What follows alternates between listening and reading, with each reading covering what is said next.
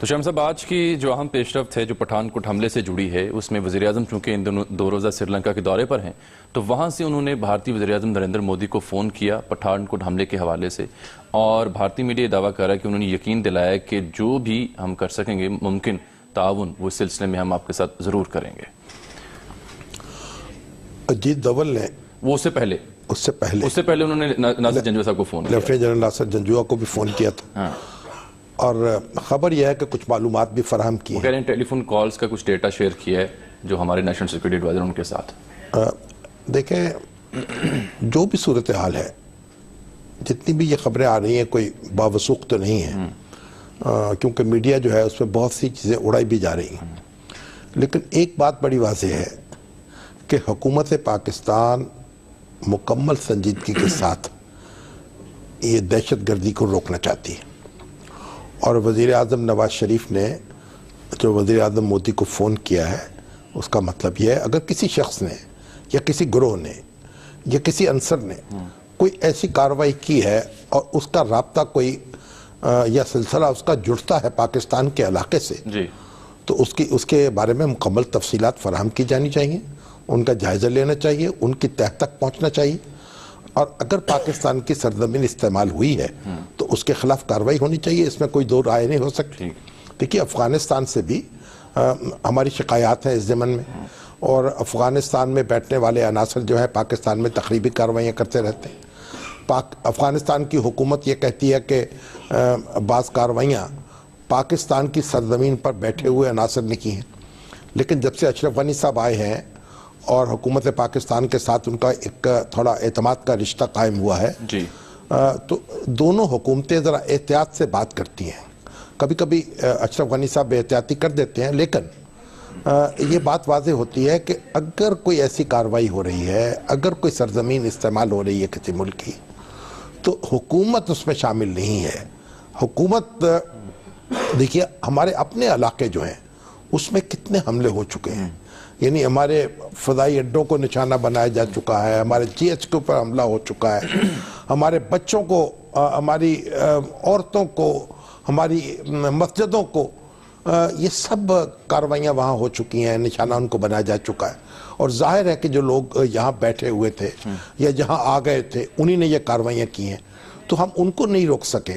اور امریکہ جو ہے 9/11 کی جو کارروائی ہوئی تھی اور جو ٹوئن ٹاورز کے خلاف، وہ بھی امریکہ میں بیٹھے ہوئے لوگوں نے۔ لیکن شاہ صاحب اب امریکہ اس سلسلے میں پٹھان کوٹ کے واقعے پر، یہ جان کربی صاحب جو ہیں ترجمان دفتر خارجہ کے، جو امریکی وزارت خارجہ کے ترجمان ہیں، وہ یہ کہتے ہیں کہ پوری امید ہے کہ پاکستان حملہ آوروں کے خلاف کارروائی کرے گا، یعنی اس سے تاثر یہ مل رہا ہے جیسے طے کر لیا امریکہ نے بھی کہ یہ حملہ آوروں کا تانا بانا پاکستان سے۔ یہ ایک غیر محتاط انداز گفتگو ہے، اور یہ جو میڈیا نے ایک پروپیگنڈا کیا اس میں بہ جانے کے مترادف ہے۔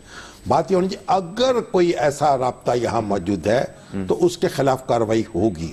دنیا کے اکثر ملکوں میں تخریبی کارروائیاں ہوتی ہیں اور وہاں بیٹھے ہوئے لوگ کرتے ہیں۔ ظاہر ہے جس طرح چوری ہوتی ہے، جس طرح ڈاکہ پڑتا ہے، جس طرح قتل ہوتے ہیں، اور ہمارے قانون نافذ کرنے والے، دنیا بھر کے قانون نافذ کرنے والے ادارے اس کو روک نہیں سکتے، اور اس کے بعد ملزموں کی جانچ پڑتال کرتے ہیں، ان کا پیچھا جو آپ نے ذکر کیا کہ غیر محتاط جو میڈیا کی جو ہائپ تھی بالخصوص بھارت کے توسط سے، تو اس میں کئی سوالات جنم لے رہے ہیں اس واقعے کو لے کر۔ پہلی بات دیکھیں، ایک بات اچھی طرح یہ سمجھ لی جائے کہ پاکستانی ریاست اور یا حکومت ایسی کسی کارروائی کے پیچھے نہیں ہے، یا ایسے کسی گروہ کی سرپرستی نہیں کر رہی، اور اس سلسلے میں دونوں ملک جو ہیں ان کو ایک دوسرے کے ساتھ تعاون کرنا چاہیے۔ جب پاکستان میں کوئی کارروائی ہو اور اس کے ڈانڈے جو ہیں انڈیا سے ملتے ہوں یا انڈیا کے آلات کار سے ملتے ہوں تو پھر انڈیا پر لازم ہے کہ وہ تعاون کرے۔ اور کل بھی آپ کہہ رہے تھے کہ جوائنٹ انٹیروگیشن انفارمیشن شیئر کر کے یونائٹڈ انویسٹیگیشن، یعنی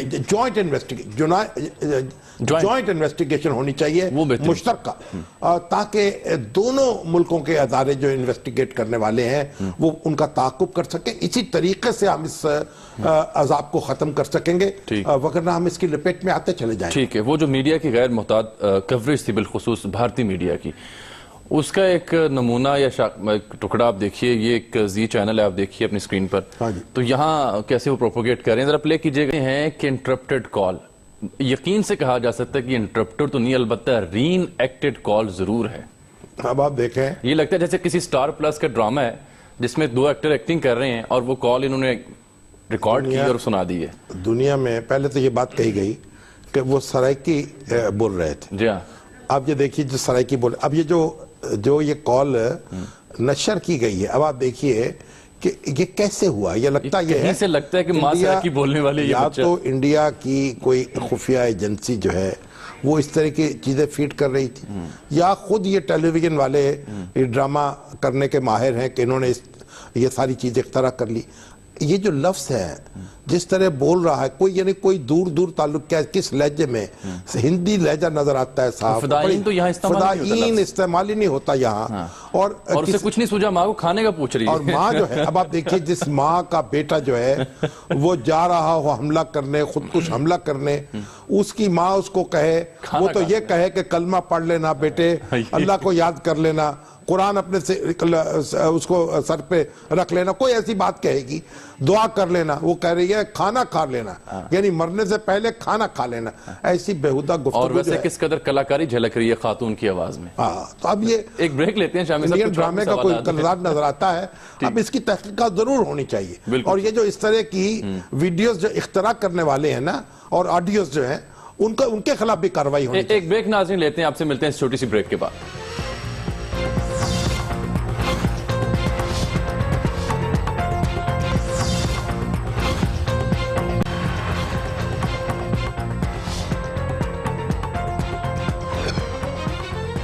ویلکم ناظرین. بریک سے پہلے آپ نے دیکھی بھارتی میڈیا کی کلاکاری اور اس پر ہمارا تبصرہ. اور اس کے علاوہ شام صاحب، یہ کشمیر جہاد کونسل نامی ایک اتحاد ہے مسلح جنگجوؤں کا، اس نے ذمہ داری قبول کی ہے. سید صداقت ہے ان کے ترجمان، انہوں نے ای میل کی بھارتی میڈیا کو، لیکن اس ای میل سے، اس ذمہ داری سے پہلے بھارتی میڈیا جیش اور دیگر سے تانے بانے جوڑتا رہا. ایک تو یہ سوال ہے. دیکھیے کشمیر جہاد کونسل جو ہے، اگر وہ ذمہ داری قبول کرتی ہے تو وہ ہندوستان کا اور اس کا معاملہ ہے. ٹھیک ہے، اس کا پاکستان. دیکھیے بڑی سیدھی بات ہے، کشمیر پر بھارتی فوج جو ہے اس کا قبضہ ہے، اور کشمیر پہ بھارت اپنی بین الاقوامی کمٹمنٹ پوری نہیں کر پا رہا. اس نے وعدہ کیا تھا اقوام متحدہ سے کہ یہاں پلیبسٹ ہوگی، استصواب رائے ہوگا، لوگوں کی رائے جو ہے وہ جانی جائے گی. اور آج بھی پوری دنیا میں کشمیری جو ہیں یہ دن منا رہے ہیں استصواب کا، حق خود ارادیت. 5 جنوری آج ہی کے دن 1949 کو شاید یہ قرارداد منظور ہوئی تھی سلامتی کونسل میں کہ یہ کشمیر کے جو لوگ ہیں ان کو اپنی قسمت کا فیصلہ خود کرنے کا موقع دیا جائے گا.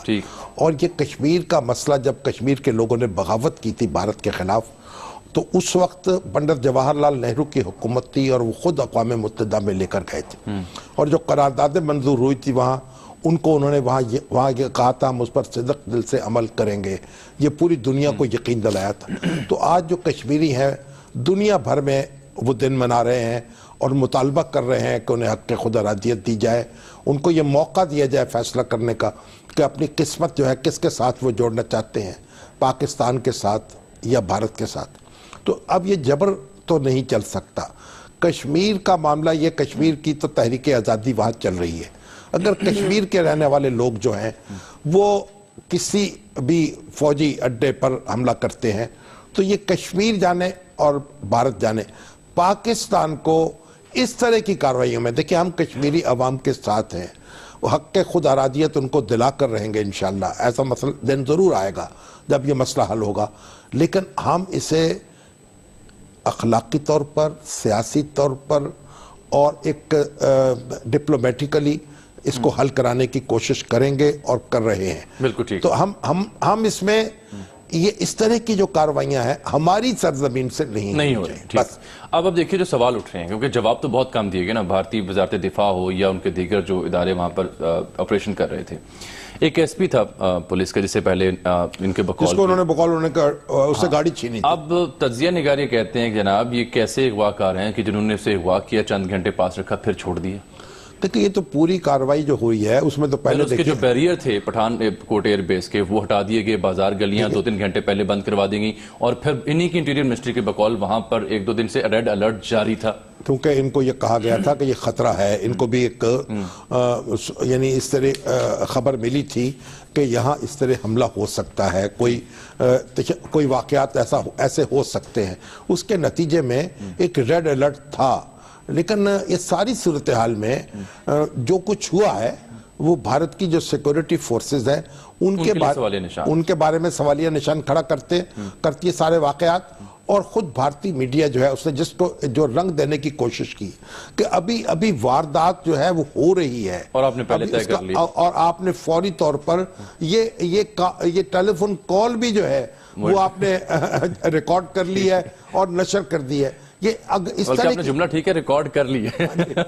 یہ دیکھیے, یہ اگر جو اس طرح کی کاروائی جو میڈیا کے لوگ کرتے ہیں وہ بھی دہشت گردوں میں شمار ان کا ہونا چاہیے. بالکل ٹھیک. اب دہشت گردی ہے, اس سے بڑی کوئی اور دہشت گردی نہیں ہو سکتی. اب یہ لگتا ہے آپ کو کہ اب اس سارے ایپیسوڈ کے بعد جو پاک بھارت سیکرٹری خارجہ کے مذاکرات 14, 15, 16 جنوری کو ہونے جا رہے ہیں وہ التوا کا شکار ہو سکتے ہیں؟ میرا نہیں خیال کہ ایسا ماحول ہے کہ وہ التوا کا شکار ہو جائے, کیونکہ بھارتی حکومت نے بھی بڑی ذمہ داری کا مظاہرہ کیا ہے اور پاکستانی حکومت نے بھی. اور آج نواز شریف صاحب نے مودی صاحب سے بات بھی کی ہے, اور اس سے پہلے مودی صاحب نے کوئی الزام تراشی بھی نہیں کی.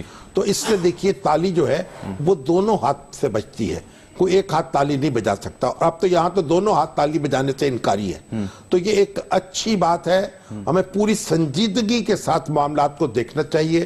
آخر اس پورا جو خطہ ہے اس کے مستقبل کا سوال ہے. اس کے کروڑوں لوگ جو ہے 1 ارب سے زائد کی آبادی ہے, اس کے مستقبل کا سوال ہے, اور اس کی معاشی ترقی کا, اس کی سماجی ترقی کا, اس کی خوشحالی کا اس پہ دار و مدار ہے کہ دونوں ملک جو ہیں امن قائم کریں اور آپس میں صلاح مشورے میں گفتگو کے ذریعے سے, بات چیت کے ذریعے سے مسائل حل کریں. تو یہ جو اس میں جو بڑی اس شر میں سے جو خیر برآمد ہوئی ہے وہ ایک ذمہ دارانہ رویہ ہے دونوں حکومتوں کا. اور اگر یہ ذمہ دارانہ رویہ جو ہے برقرار رہے گا تو ہو سکتا ہے کہ ہم اپنی مشکلات پر قابو پا لیں, کیونکہ ماضی میں بھی کئی بار ایسا ہو چکا ہے کہ ہم نے مشکلات پر قابو پانے کی کوشش کی ہے. ایک کوئی ایسا لایا عمل بنا لیا ہے دونوں حکومتوں نے مل کر کہ مسائل جو ہیں ان کے حل کی طرف آگے بڑھے. جب واجپئی صاحب جہاں آئے اس وقت بھی, جب منموہن سنگھ کے ساتھ پرویز مشرف کی بات ہوئی اس وقت بھی, بہت سی چیزیں آگے بڑھی ہیں. اور اس لیے ہم یکسر مایوس نہیں ہونا چاہیے, لیکن امید باقی رکھنی چاہیے, لیکن خوش فہمی کا شکار ہوئے بغیر. ٹھیک ہے جی. تو بہرحال آپ دیکھیے جی, جو ایران سعودی عرب کی کشیدگی ہے وہ تو بڑھتی جا رہی ہے. آج تو کویت نے بھی اپنا سفیر واپس بلا رہی, لیکن جو مندوب ہیں سعودی عرب کے اقوام متحدہ میں ان کا تناؤ کم ہو سکتا ہے اگر ایران مداخلت جو ہے اندرونی وہ بند کرے. دوسرا اس کی باز گشت تو آج قومی اسمبلی میں سرتاج عزیز صاحب نے بھی پالیسی بیان دیا کہ ہمیں کشیدگی ہے, لیکن خورشید شاہ صاحب نے کہا کہ ان کیمرہ اجلاس بلایا جائے. نہیں, ان کیمرہ اجلاس بھی بلا لیں, اس میں کوئی حرج نہیں ہے. اس میں کوئی اگر ایسی چیز ہے, میرا نہیں خیال ہے کہ کوئی پاکستانی حکومت جو ہے اس کے پاس کوئی ایسی راز ہیں یا ایسا تجزیہ ہے جو وہ بن کیمرہ پیش کرنا چاہے. اور یہ جو ہمارے آج کل کے حالات ہیں ان میں تو کیمرے میں کئی باتیں بھی جو ہے وہ کیمرے پر آ جاتی ہیں. تو اس لیے بہرحال اگر ضرورت ہو تو بلایا بھی جا سکتا ہے, لیکن فی الحال ہمیں اس میں محتاط رویہ اختیار کرنا چاہیے, ہماری اپوزیشن کو بھی, ہماری حکومت کو بھی. اور دیکھیے اس وقت تو پوری دنیا یہ کہہ رہی ہے, دیکھیں روس نے کہا ہے کہ ہم مطالعات کے لیے تیار ہے, مفاہمت کے لیے کردار ادا کرنے کو تیار ہے. چین نے کہا ہے, امریکہ نے کہا ہے, ترکی نے کہا ہے, اور سارے ملک جو ہیں وہ یہ چاہتے ہیں کہ یہ جھگڑا آگے نہ بڑھے. اور سعودی عرب نے جو بات کہی نا کہ داخلی امور میں, اب دیکھیے کل بھی مجھے کئی دوستوں نے, وقاص صاحب نے بھی اور ہمارے عمیر صاحب ہیں, انہوں نے بھی میسج کیا تھا کہ عبد المالک ریگی جو یعنی بلوچستان ایک بڑا بلوچ لیڈر تھا, اس کو جہاز سے اتارا گیا تھا سفر کرتے ہوئے ایران نے, اور اس کو 4-5 دن کے اندر سماعت کر کے پھانسی دے دی. لیکن کوئی صدائے احتجاج کسی دوسرے ملک نے بلندی کی, پاکستان کی طرف سے بھی اور سعودی عرب کی طرف سے بھی, اور کسی دوسرے ملک نے کبھی یہ نہیں کہا کہ جو ایران میں انقلابی عدالتیں کام کر رہی ہیں اور کھٹا کھٹ لوگوں کی گردنیں اتارتی ہیں اس پر احتجاج کیا گیا ہو. تو سعودی عرب کا جو یہ کہنا ہے یا یہ مطالبہ ہے کہ داخلی معاملات میں مداخلت نہ کی جائے، اس میں وزن ہے، داخلی معاملات میں مداخلت نہیں ہونی چاہیے، لیکن اس کے ساتھ ہی میں یہ ضرور عرض کروں گا کہ ہر ملک کو یہ بھی دیکھنا چاہیے کہ اس کے جو شہری ہیں ان کے ساتھ ویسا ہی سلوک ہو، انصاف کا، قانون کو مد نظر رکھتے ہوئے، اور اختلاف رائے کو بھی برداشت کیا جائے. یعنی یہ بھی ضروری نہیں ہے کہ آپ کے اور ساتھ محتاط بھی رہ جائے. محتاط آپ کے شہری جو ہیں، آپ کہیں کہ ہم اپنے شہریوں کی جس طرح چاہے درگت بنا سکتے ہیں. یہ ایران سے بھی ہم گزارش کریں گے اور سعودی عرب سے بھی گزارش کریں گے. اور پھر دیکھیے بات یہ ہے کہ سعودی عرب کے ساتھ عالم اسلام کا بہت بڑا حصہ جو اس کے ساتھ کھڑا ہے. چلیں ایک بریک شامل صاحب لے لیں، ابھی کہہ رہے ہیں کہ وقت اوپر ہو گیا. ایک بریک ناظرین لیتے ہیں، واپس آتے ہیں مزید موضوعات کے ساتھ.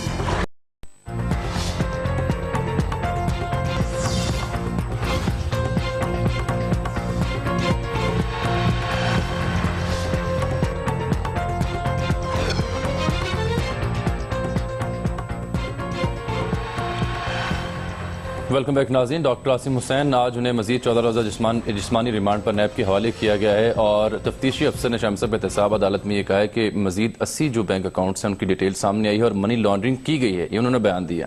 تو لیاقت رانا صاحب جو ہمارے کورسپونڈنٹ ہیں وہ بھی وہاں موجود تھے، ان سے جان لیتے ہیں کہ کیا تفصیلات تھیں. السلام علیکم لیاقت رانا. جی وعلیکم السلام جامی صاحب. کیا ہوا بھئی آج عدالت میں ڈاکٹر عاصم کے بارے میں؟ شامی صاحب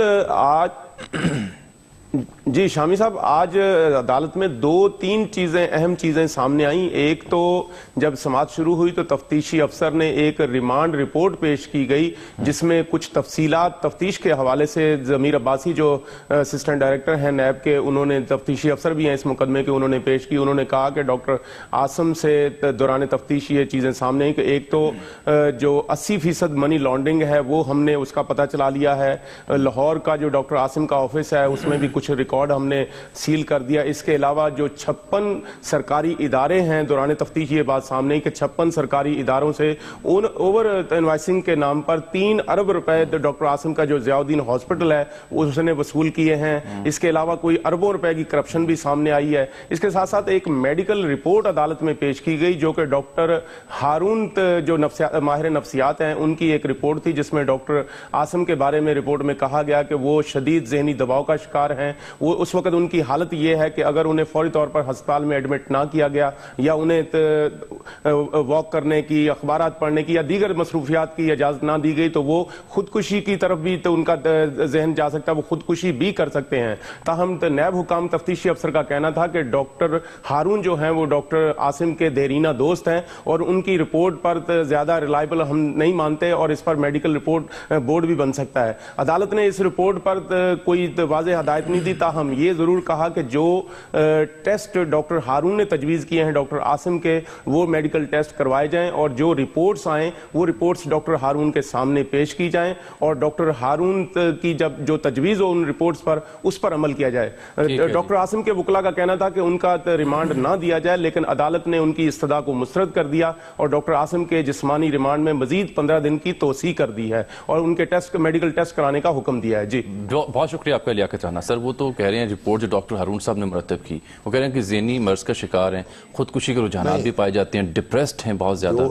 جس طرح کے حالات سے ڈاکٹر عاصم صاحب گزر رہے ہیں گزشتہ کئی ہفتوں سے، اس میں تو پھر یہ ذہنی دباؤ بھی ہوگا اور ذہنی طور پر آدمی بیمار بھی ہو سکتا ہے اور کوئی بھی منفی قدم اٹھا سکتا ہے. اس کو تو آپ یہ نہیں کہہ سکتے کہ یہ بالکل یعنی بعید از قیاس ہے. اور دوسری بات یہ ہے کہ ابھی تو جو الزامات ہیں ابھی تو 80% کہتے پتہ لگا لیا گیا ہے کہ جب یہ الزام آئیں گے، چالان پیش ہوگا، پھر سماعت شروع ہوگی، اس وقت دیکھیں گے کہ کیا صورتحال ہے. اس وقت تک تو سارے جو ہیں یہ یک طرفہ بات ہے کیونکہ ڈاکٹر عاصم کا ورژن تو ہمارے سامنے نہیں آ رہا اور اس لیے وہ اس وقت آئے گا جب اپنی صفائی وہ پیش کریں گے.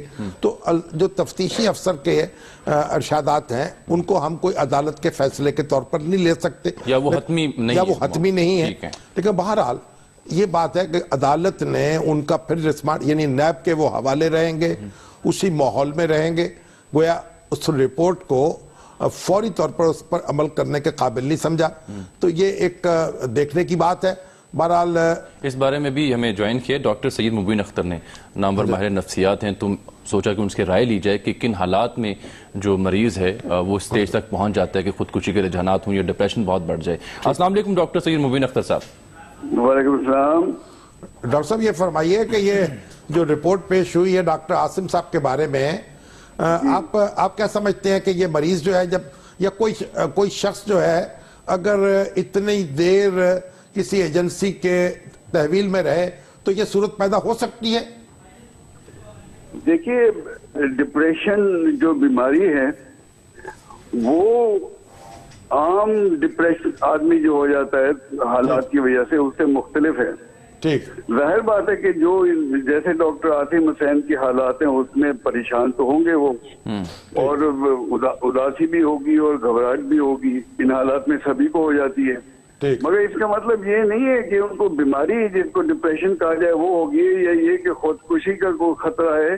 کہ ماشاءاللہ سے بہت الرٹ اور ایکٹیو آدمی رہے ہیں، بہت ان کا کردار جہاں بھی کام کیا انہوں نے بہت ایکٹیولی کام کیا ہے، تو کوئی ان کی پاس ہسٹری میں تو کوئی ڈپریشن کی سمپٹمز نہیں تھے. اور اب بھی یہ ان حالات میں جو جیسے وہ مقابلہ کر رہے ہیں، اگر کوئی ڈپریسڈ آدمی ہوتا تو وہ اس طرح نہ ہوتا، اس کی حالت اور خراب ہوتی. تو شام صاحب ایک اینگل یہ بھی ہے جو مخالفین وہ کہتے ہیں جی یہ تو جان بوجھ کے چاہ رہے تھے کہ اسپتال میں لے جایا جائے تاکہ نہیں، وہ اصل میں جو بات تبھی کی ڈاکٹر مبین اختر نے، اگر آپ کے تاریخ پہ جائیں تو جو بڑے بڑے سیاسی لیڈر ہیں اور وہ اگر ان کی آپ بیماریوں کی کہانی پڑھیں تو ایسے ہی نظر آئے کہ جو ہی جیل میں جاتے ہیں کوئی مقدمہ قائم ہوتا ہے وہ کس طرح کی بیماریاں ان میں پیدا ہو جاتی ہیں اور کس طرح کے پھر علاج ہوتے ہیں، کس طرح کی ڈاکٹر ان کو دیکھتے ہیں، پھر میڈیکل رپورٹیں بنتی ہیں، پھر ان کی ضمانتیں ہوتی ہیں، اور جب یہ ضمانت ہوتی ہے وہ دندناتے ہوئے پھر اپنی کارروائیوں کا آغاز کرتے ہیں. لیکن ڈاکٹر عدالت کے سامنے دکھاتے کہ زخم دیکھیے بات سنیں، ڈاکٹر عاصم کے حوالے سے یہ بات نہیں ہو رہی، وہ ان کا معاملہ میں ایک ہم مجموعی صورت کی بات کر رہے ہیں جو ہماری تاریخی ہے. ٹھیک ہے. اب ڈاکٹر عاصم صاحب تو دیکھیے میں یہ محسوس کر رہا ہوں کہ وہ خاصی مشقت ان کو کرنی پڑی ہے اور مختلف اداروں کی وہ تفتیش میں رہے ہیں، اور اس طرح کی جو تفتیش ہے نا جو اب یہ نیب نے شروع کی ہے، یہ جس طرح نیب کسی شخص کو اپنی حراست میں رکھتی ہے یا اس سے پہلے جس طرح رینجرز نے رکھا ہے 90 دن کے لیے، یہ کوئی معمول کی تفتیش نہیں ہے اور معمول کے حالات میں ہمارا آئین اور قانون اس کی اجازت نہیں دیتے. مگر یہ تو ایک غیر معمولی قانون کے تحت غیر معمولی صورتحال میں ہوا ہے، اور عاصم صاحب جو ہیں ہم ان کے بارے میں نہ کوئی منفی بات نہیں کہنا چاہتے، وہ جو بھی صورت ہے وہ عدالت کے سامنے آنی چاہیے اور مقدمے کا فیصلہ ہونا چاہیے. بہرحال جو ممکن سہولتیں ہیں وہ فراہم کی جائے، وہ ان کو فراہم ہونی چاہیے، یہ ان کا حق ہے ایک پاکستانی کے طور پر بھی. اور پھر بہرحال ایک تحریک پاکستان سے ڈاکٹر ضیاء الدین جو ہے ان کی بیٹی ہیں، ان کی والدہ جو علی گڑھ یونیورسٹی کے ماشاءاللہ وائس چانسلر تھے تحریک پاکستان میں، ان کا ایک اپنا کردار ہے. تو ایک دیکھیے یہ بھی ایک عزت کا اور ساکھ کا یہ تقاضا ہوتا ہے کہ آپ ذرا ایک عزت کے ساتھ اور ایک احتیاط کے ساتھ پیش آئیں. اس کا مطلب یہ نہیں ہے کہ اگر کوئی کسی پر الزام لگے وہ بڑا آدمی ہے تو آپ اسے رکھ دیں گے الماری میں اور اس کی تفتیش نہیں کریں. تفتیش ہونی چاہیے لیکن احتیاط بھی ملحوظ خاطر رکھیں. ناظرین یہاں لیتے ہیں پروگرام میں ایک بریک، ملتے ہیں آپ سے اس بریک کے بعد.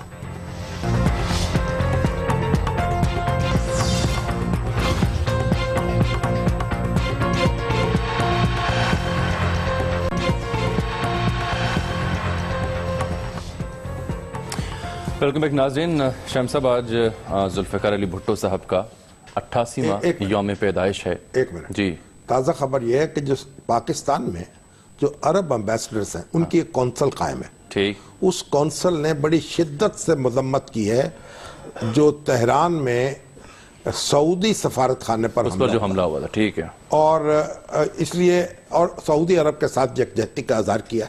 اس میں کوئی دو رائے نہیں ہو سکتی کہ جو حملہ ہوا ہے سفارت خانے پر سعودی عرب کے اس کی مذمت کی جانی چاہیے اور پوری دنیا میں اس کی مذمت کی گئی ہے. بالکل ٹھیک ہے. تو آج ذوالفقار علی بھٹو صاحب کا 88واں یوم پیدائش ہے. 5 جنوری 1928 لاڑکانہ میں پیدا ہوئے پاکستان کے نویں وزیر اعظم. تو میں چاہ رہا تھا اس حوالے سے آپ کو گفتگو کریں. ذوالفقار علی بھٹو صاحب دیکھیے ایک تاریخی شخصیت بھی ہیں، تاریخ ساز بھی ہیں. یعنی ایک آپ ان سے اختلاف کریں یا ان سے اتفاق کریں اس میں تو ایک طاقتور شخصیت تھی اور انہوں نے پاکستانی سیاست کو متاثر کیا اور یعنی جس طرح مجیب الرحمان مشرقی پاکستان سے ابھرے، وہ یہاں سے ابھرے اور دونوں میں کوئی سمجھوتا نہیں ہو سکا، پاکستان دو لخت ہوا، یہ تو ایک اور دنیا ایک کہانی ہے۔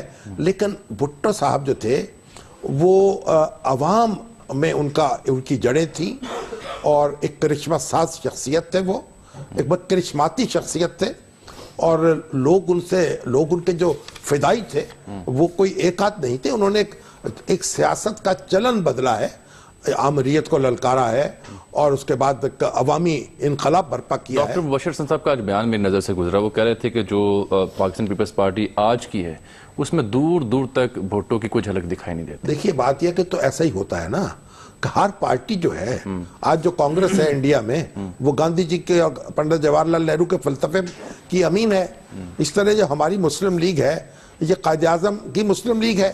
دیکھیے ایک جماعتوں میں ایک تبدیلی تو آتی ہے نا، یہ پیپلز پارٹی میں ذرا منفی تبدیلی زیادہ آ گئی ہے، لیکن بہرحال ذوالفقار بھٹو صاحب جو ہیں آج بھی ان کی شخصیت جو ہے ہمارے پورے ملک کے اندر ایک یکجہتی کی علامت ہے اور ایک اتحاد کی علامت ہے، تو ان کی خوبیوں کو یاد کرنا چاہیے اور ان کی خامیاں جو ہیں بہرحال وہ تو اب ان کے ساتھ رخصت ہو گئی، ٹھیک ہے، اور ان کا تفصیلی جائزہ کس وقت لیں گے، بالکل کس وقت پھر لیں گے۔ چلیں، آج لاہور میں بادشاہی مسجد میں ایک بڑا اہم ایک اجتماع ہوا اور اس میں جو وزیر اعلیٰ اپنا روزگار اسکیم ہے اس کے تحت خود روزگار 25,000 گھرانوں کے لیے 1 ارب کے بلا سود قرض کی جو ہے وہ وہاں پر اس کی ڈسٹریبیوشن تھی، لیکن اس میں آپ کو بتاؤں کہ آج وزیر اعلیٰ پنجاب نے اور جو ڈاکٹر امجد ثاقب صاحب جو منتظم ہے اس اسکیم کے، ان کے کچھ بیانات ہیں، پہلے وہ دیکھ لیجئے تاکہ ناظرین کو سمجھ آ جائے۔ دکھائیے جی پہلے ڈاکٹر امجد ثاقب صاحب کو کہ وہ کیا کہتے ہیں۔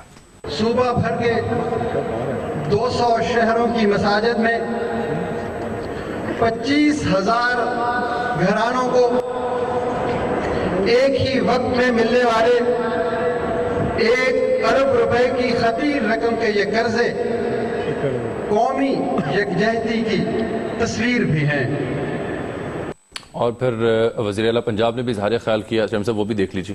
جیسے بڑے بڑے لوگ تمندار اربوں خربوں قرضے دیے اور ہڑپ کر گئے، آج بھی موجود ہیں اور لمبے تلنگے بیان جاری کرتے ہیں اور وہ قرضہ خور ہیں، قرضے معاف کر رہے ہیں۔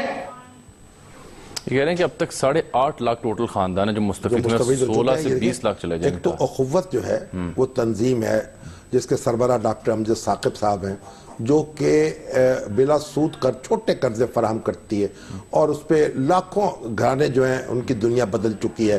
اور پھر یہ اسکیم جو ہے اس کی معاونت سے، یعنی ڈاکٹر امجد ثاقب کی نگرانی میں پنجاب حکومت نے شروع کی ہے، جس میں خود روزگار اسکیم ہے، اس میں چھوٹے قرضے فراہم کیے جاتے ہیں اور ابھی تک یہ جو پیسے جو ہیں ان کی گردش کتنی 8 ارب روپے کے قریب گردش ہو چکی ہے اور 8 لاکھ گھرانے جو ہیں اس سے استفادہ کر چکے ہیں۔ اور آج بھی یعنی بادشاہی مسجد میں اس تقریب کا اہتمام کیا گیا، یعنی ایک بہت ہی کم جو انتظامی اخراجات ہیں ان پر یہ تنظیم کام کرتی ہے اور ایک تبدیلی جو ہے وہ آتی چلی جا رہی ہے۔ تبدیلی جو ہوتی ہے بعض اوقات اس کا احساس نہیں ہو پاتا، ہماری اپنی دنیا ہے، شور و شغب کی دنیا ہے، اس میں چھوٹی چھوٹی یہ باتیں جو ہیں شاید ہمارے نوٹس میں نہیں آتی، لیکن اب لاکھوں گھرانے ایسے ہیں جو تبدیل ہوتے جا رہے ہیں، جن کی روشنی جن کے یہاں پیدا ہوئی ہے۔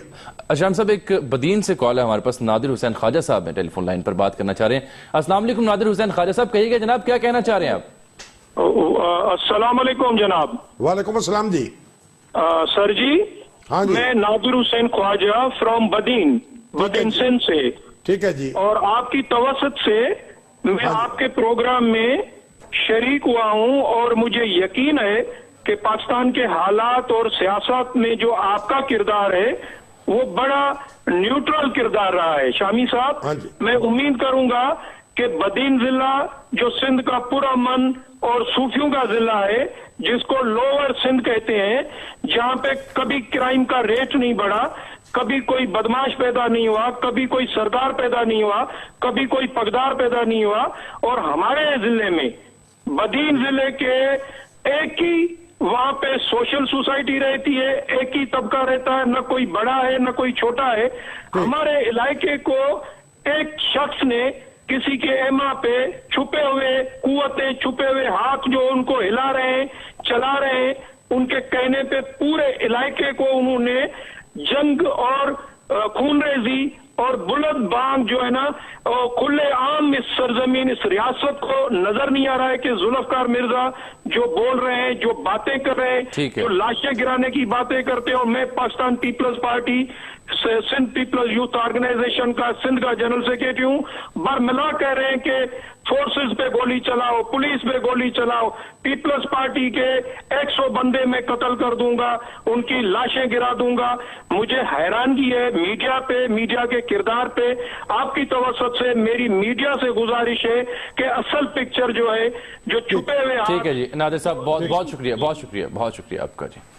नादिर ख्वाजा साहब तो जुल्फकार मिर्जा साहब पर बरहम है और उन्होंने इल्जाम लगाया कि इस तरह की जुबान इस्तेमाल कर, अग्रेसिवली तो वो बोलते हैं, लेकिन बहरहाल अगर अब जुल्फकार मिर्जा साहब या उनका कोई हामी जो है वो बात करना चाहे तो कर ले, उससे भी कर लेंगे।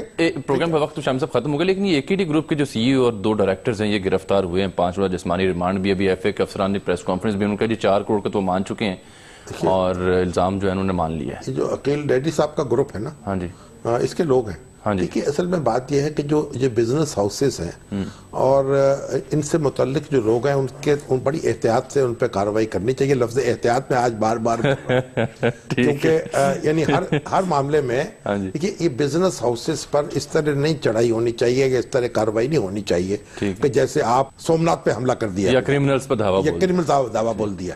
तो ये अब जहां जुर्म है वहां तो यानी यकीनन कानून के हाथ पहुंचने चाहिए, लेकिन ऐसे नहीं होने चाहिए कि बिजनेस हाउसेस जो हैं, जो बिजनेस एक्टिविटी जो है उसको सदमा पहुंचे। तो डैडी साहब की बात भी सुननी चाहिए, उनकी तसल्ली करनी चाहिए। बिल्कुल ठीक। प्रोग्राम का वक्त यहाँ पर नाज़रीन खत्म होता है, आपसे मुलाकात होगी अब अगले प्रोग्राम में, तब तक के लिए इजाजत दीजिए, अल्लाह हाफ़िज़।